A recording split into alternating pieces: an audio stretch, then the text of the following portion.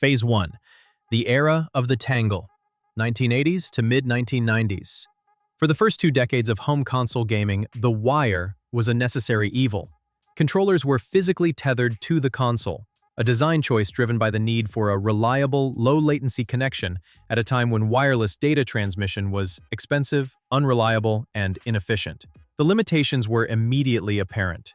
Gamers were forced to sit within a few feet of their television sets, a practice that likely contributed to countless arguments over optimal seating positions. Wires created trip hazards in living rooms and were notorious for wearing out at the point where the cable met the controller body, leading to a host of connectivity issues and broken peripherals.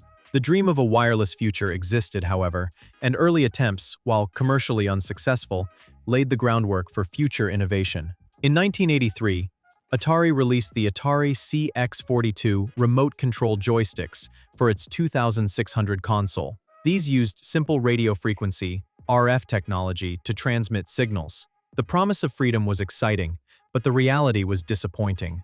The joysticks were large, often suffered from signal interference from other household devices, and, perhaps their biggest drawback, required bulky 9-volt batteries which drained quickly. They were a novelty, rather than a viable alternative. A similar attempt came in 1989 with the release of the NES Satellite by Nintendo.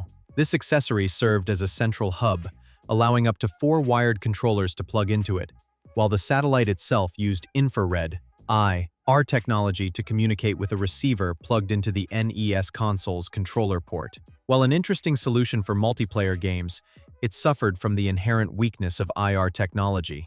It required a direct line of sight between the transmitter and receiver. A misplaced foot or a piece of furniture could block the signal, leading to frustrating disconnects in the middle of a game.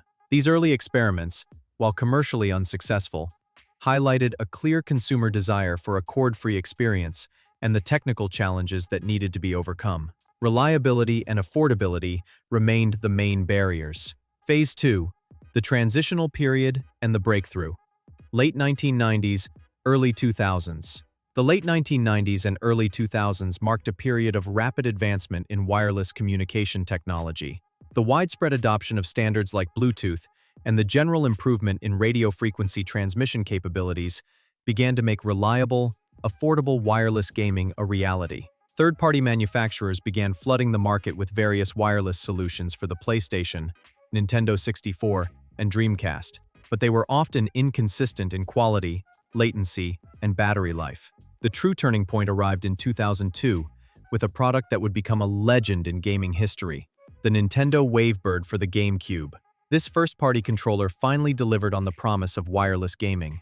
It utilized a robust 2.4 GHz RF signal and came with a small receiver dongle that plugged directly into the console. The Wavebird's genius was its reliability. It did not require a line of sight, had excellent range, and minimal latency.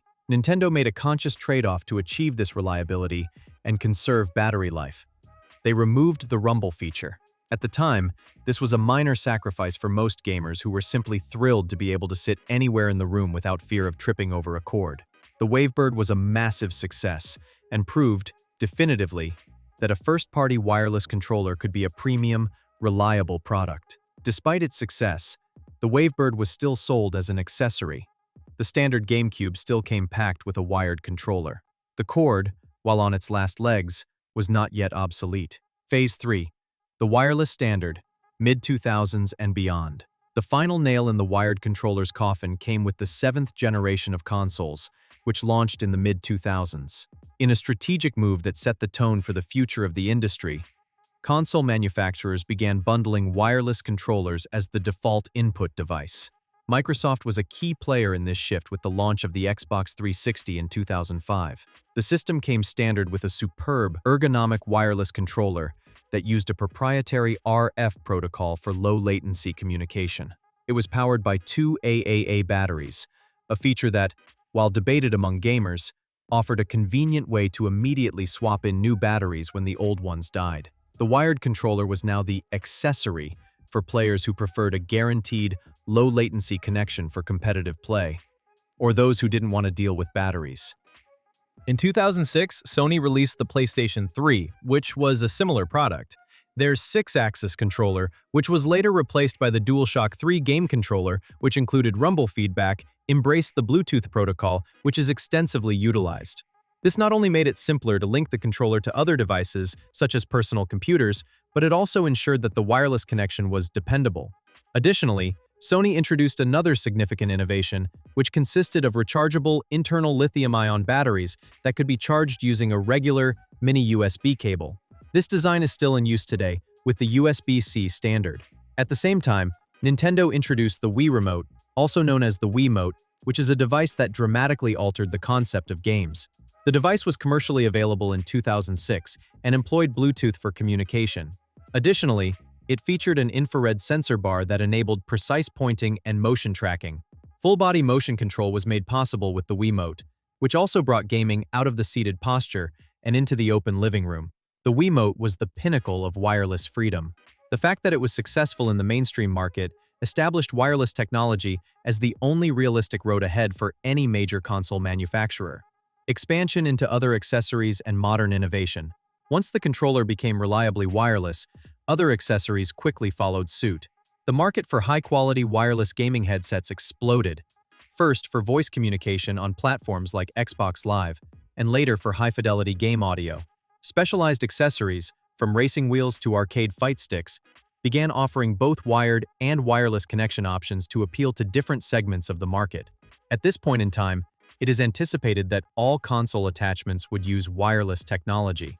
Even for professional esports players, latency is completely out of the question, because the technology has progressed to the point where it is virtually non-existent. Contemporary controllers, such as the DualSense controller, seen on the PlayStation 5 and the Xbox wireless controller that is currently available, make use of highly developed Bluetooth and proprietary protocols. These controllers provide fast response times and remarkable battery life. The DualSense's haptic feedback and adaptive triggers provide a new layer of immersion that is dependent on the speed and data transmission capabilities of modern wireless technology. These features go beyond straightforward connectivity and go beyond the limitations of traditional wireless technology. It is a credit to the unrelenting quest of a better user experience that the trip from the unwieldy and unreliable Atari joysticks to the sophisticated and feature-rich wireless controllers of today has taken place. Today, the tangled jumble of wires is a thing of the past. It has been replaced by the straightforward and unobtrusive convenience of a world in which our accessories are finally free to go wherever they like.